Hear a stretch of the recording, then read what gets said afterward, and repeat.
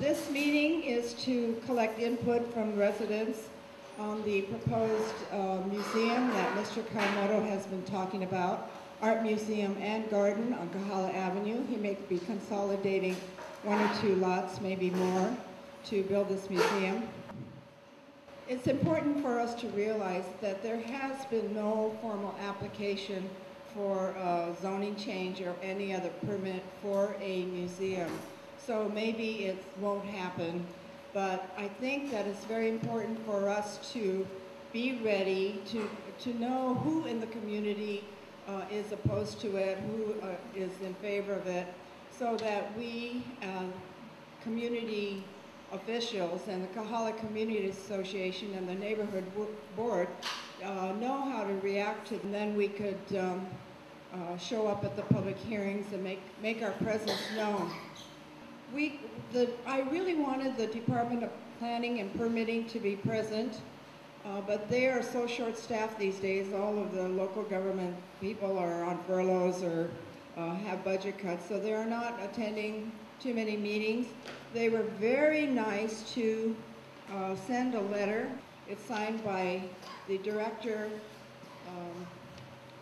David Tanoe, and he spelled out all the necessary permits that you would have to obtain, all the hurdles that you'd have to jump over if you wanted to establish a museum. So this is more technical, but it's there for you to deal with. I give you a little background on Mr. Kawamoto, but over the past 5 years, Mr. K has purchased over 24 lots on Kahala Avenue. He's also invited Hawaiian families to live in 2 or 3 of the houses. But as a whole, the houses have been neglected and empty, and the yards have been overgrown. Perimeter walls were knocked down, and rubble placed in swimming pools. After complaints about possible standing or stagnant water in the pool bottoms, the pools were covered over with cement, or most of them. The remaining walls were unsightly, but somewhat cleaned up after more complaints. The past year, many of the houses were demolished. There was anecdotal information that transients had broken into some of the beachfront houses and drug paraphernalia was found. There have been numerous violations. The Department of Health investigated complaints regarding stagnant water and vermin, but to my knowledge, no citations were handed out by the Department of Health. On the other hand, the Department of Planning and Permitting has been responsive to community complaints. Due to numerous calls, and a lot from thank you Lucinda Piles, about overgrown yards, litters, swimming pools not properly enclosed, layers of conic block slabs in the shoreline setback area, collapsed metal fences overhanging in the shoreline setback area, tree cuttings in swimming pools, demolition without a permit, fence construction without a permit or variance, overgrowth constituting fire, health, safety, and fire hazards, grubbing without a permit, extensive grubbing. DPP has issued over 50 citations for Mr. Kawamoto's properties. If the violations were not addressed, the department increased fines or moved to prepare liens on the offending properties. So we thank the DPP for helping keep Kahala from getting totally overgrown. Well, thank you all for coming out tonight. It's always good to hear neighbors getting together with neighbors. I want to tell you, first of all, I had a little involvement with Mr. Kawamoto a decade ago in Waialae when he announced eviction for dozens of his lessees at that time. The first thing he announced was he was going to evict them within 30 days, even though the state law requires 45 days minimum and a hearing process. I mention that because it's important. When he decides to do something, we will know about it, and we will have advance notice. I'm from the Turban School of politics here. I believe absolutely that this is a misdirection play to get us not thinking about what's happening right now. And that really is the most important focus. And there are things that you can do. But, you know, Barbara and I both had bills that we introduced and shepherded through having to do with beach vegetation. And it was really difficult. But it was made easier by the fact that you came down. You folks came down, you got involved with the community associations and the neighborhood board. Mr. James, I can tell you that if people don't get involved, it's a self-fulfilling prophecy. Nothing will be done. If you do get involved, at least you've got a shot at it.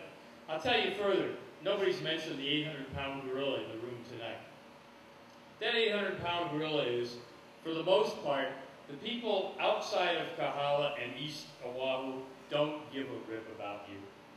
They perceive you as old, rich, white people, and they don't care. And I go through that when we're trying to get ambulance services or medical services for Waialae. The people from Waipahu or Eva Beach or Mililani, they come down to the legislature. They come down to the council. They let their council members know what position they want them to take. And they don't do it once or twice. They're down there all the time. And that is what has to be done. We had an election on November 2nd. On the mainland, the direction was very clear. The people were sick and tired of paying for people in government that don't do a damn thing. Period. And so what did they do? They got rid of it. But we're kinder and gentler and more understanding here in Hawaii, and we keep things the way they've always been. Look, if you want to get things changed, then you have to argue your case.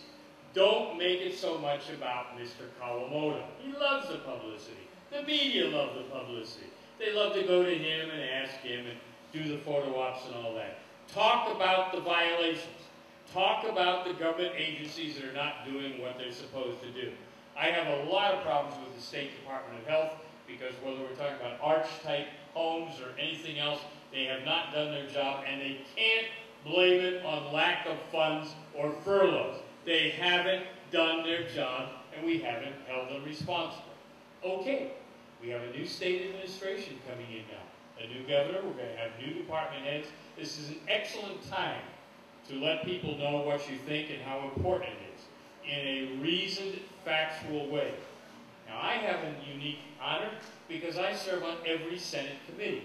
That means I will be on every Senate committee that has to confirm every single nominee in the state. So you want specific things to tell me to tell them? I'm your guy. I'll do it. Because like Mr. James and his brother, I like action. And I don't like people that hide behind either budgets or anything else when they're not doing their job.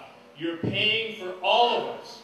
You're paying for everything that's done or for not done, but you've got to be united on this. Forget who's suing who about walls and other things. Forget about the rats right now. Concentrate, as Rich says, first of all, in getting these fines, if they are supposed to be adjudicated, get them done. As was said over here, if you or I did the same thing, believe me, we would be fined and we would have to pay, or we'd have to do things.